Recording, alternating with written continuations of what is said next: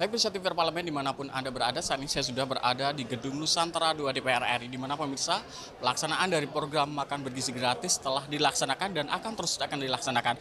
Namun pemirsa seiring berjalannya waktu terdapat kasus yaitu keracunan makanan yang terjadi di SD Negeri 3 di Desa Dukuh di Sukoharjo.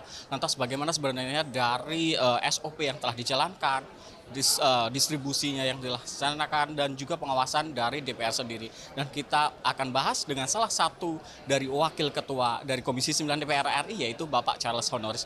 Bapak, bagaimana sebenarnya pengawasan dari DPR selama ini untuk pelaksanaan makan bergizi gratis? Ya, kami sudah mengadakan rapat beberapa kali dengan Badan Gizi Nasional dan di masa sidang ini kami akan kembali mengundang Kepala Badan Gizi Nasional untuk menyampaikan kepada Badan Gizi Nasional tentang berbagai evaluasi yang kami temukan di lapangan, baik melalui media maupun di lapangan ketika masa reses ini.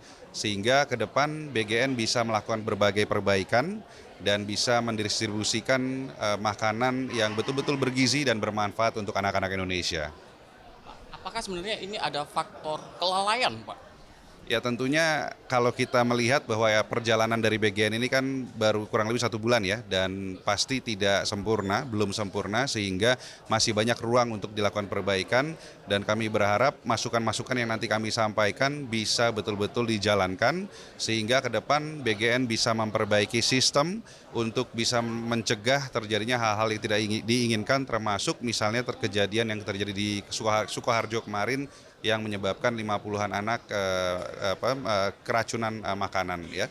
Dan kami berharap sinergitas antar lembaga bisa dilakukan lebih baik lagi, baik di tingkat pusat maupun di tingkat daerah ya. Kami berharap BGN bisa bekerja sama lebih kuat lagi dengan dinas-dinas kesehatan di daerah untuk bisa melakukan kontrol dan pengawasan terhadap makanan yang diproduksi dan didistribusikan kepada anak-anak kita di berbagai daerah di Indonesia. Pak, ini salah satu yang menjadi pertanyaan masyarakat juga nih, Pak. Kan dari awal emang anggarannya kan lumayan, sekarang jadi menurun jadi 10.000. Apakah sebenarnya ini ada korelasinya dari penurunan ini, Pak?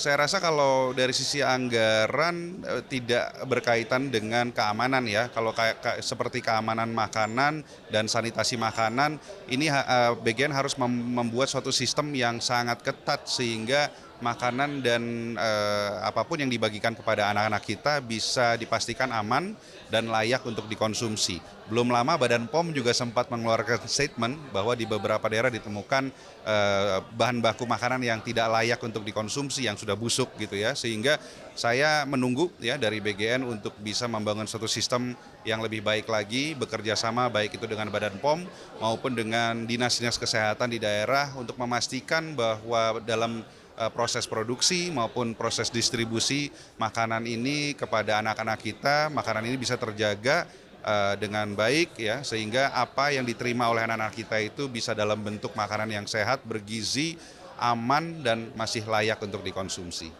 Pak, terakhir Pak, terkait dengan langkah pengawasan Pak, apakah nanti DPR RI akan menggaet dari pihak lain di luar? Mungkin buat partisipasi masyarakat juga dan juga bentuk pengawasan. Saya rasa tentunya yang paling efektif agar program ini bisa berjalan dengan baik, termasuk bisa memberikan makanan yang aman dan layak untuk dikonsumsi adalah pelibatan seluruh elemen di negara ini, termasuk pelibatan dari masyarakat. Oleh karena itu kami tentunya berharap masyarakat bisa ikut memberikan kontribusi dalam hal masukan kepada kami, termasuk kritik dan saran apakah makanan ini layak untuk dikonsumsi dari sisi nutrisinya, rasanya, kecukup atau tidaknya, sehingga ke depan BGN bisa memperbaiki lagi program ini dan tentunya bisa lebih bermanfaat lagi untuk rakyat Indonesia. Terima kasih banyak Bapak. Makasih. Selamat bertugas kembali Bapak. Makasih ya, makasih. Ya. Baik pemirsa TV Parlemen, demikianlah wawancara saya dengan salah satu dari Wakil Ketua Komisi 9 DPR RI. Terima kasih atas perhatian Anda dan saya kembalikan ke rekan saya di studio.